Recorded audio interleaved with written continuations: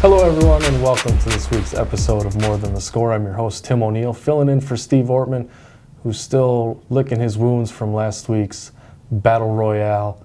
Alongside me, Brendan West, back from a lengthy stay in the state capitol. Brendan, how are you doing? Pretty good, man. Busy with state basketball coverage and just glad to be back as always.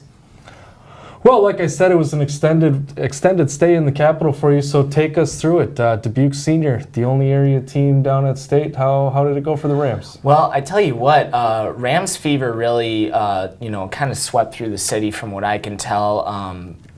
I wasn't here, obviously, in Dubuque for it, but I know that a lot of different restaurants, bars, a lot of people were tuning in to what the Rams were doing down there at Wells Fargo Arena in the 4A state tournament. And then, of course, the Rams were very well represented in the stands during their extended trip, and what a historic season for Dubuque Senior. They make it to their first state championship since 1977. Unfortunately, they bow out against Cedar Falls 44-41 in the final, but boy, what a run.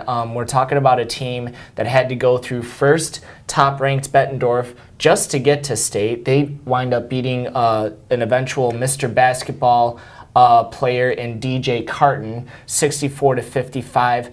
Then they have to go up against the state runner-up from last year in Iowa City West, boasting another Division I recruit in Patrick McCaffrey, I should say. They wind up gutting out a gritty win, 39-36 over the Trojans to advance to the semifinal. And then Waukee, the top seed in the tournament, they wind up falling behind late in regulation in that game, force overtime. They get a 57-55 win to clinch their first state championship ticket in 42 years.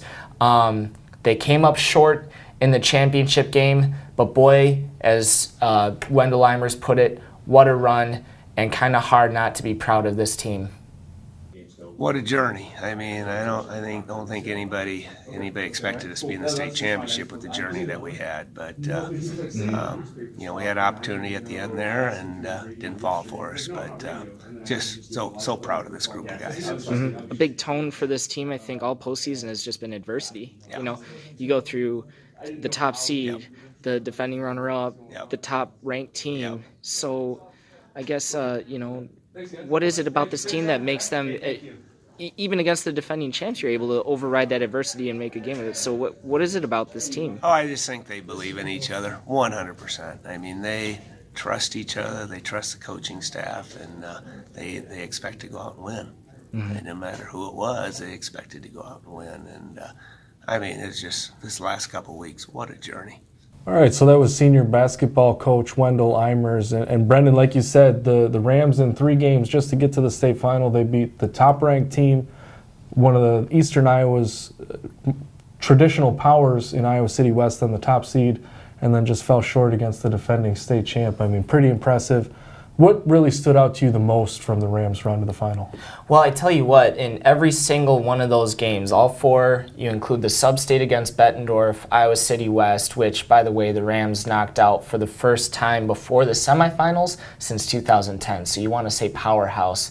Definitely fits the definition of powerhouse there. But they knocked out top-ranked Bettendorf. They took down the Trojans. They took down top-seeded Waukee, and then came up short against the defending champs. But what really stuck out to me in each of those 4 games was how the Rams really faced up against adversity. We're talking about Bettendorf cutting it to 2 points after the Rams had led almost the entire way. They cut it to 2 points in the 4th quarter. The Rams rally and get it done. Against Iowa City West, they're down by a point in the final minute. Daquan Lewis with that heroic steal puts the Rams in the lead for good with a layup. They wind up beating Iowa City West, overcoming adversity there. Against Waukee, they're leading for most of the game.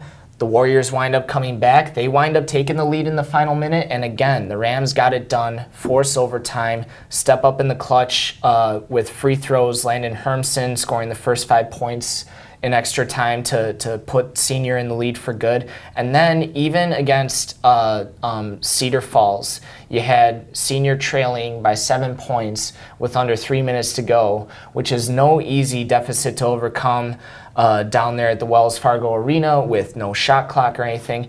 They storm all the way back, tie the game at 41 apiece.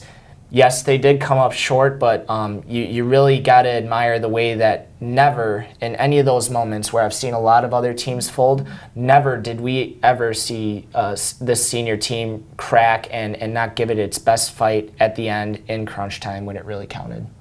And obviously, when you look at this team, Noah Carter is the big focal point. He's going to be moving on to the University of Northern Iowa. How do the Rams look going into next year?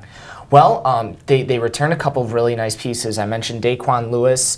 He kind of had a breakout postseason for Senior. Not necessarily in the terms of points, but he came up and, whether they needed a big rebound or they needed that big steal or they just needed a big defensive stop, Daquan was kind of there to deliver in the clutch. And then another junior that saw a lot of time was Cooper Meetinger. He filled in for a senior, Marshawn Carroll, who went down earlier in the season and kind of stepped in, not expected to start, but had to start for most of the season at point guard. He wound up delivering a ton of clutch plays, led the Rams in assists this season, and in that Iowa City game, winds up hitting 2 really crucial free throws down the stretch to be able to send the Rams to the semifinals. So those are definitely 2 players to watch. But this senior group is really going to be missed. You've got 3 players. You mentioned Carter, Nick Timmerman, and Sam Link,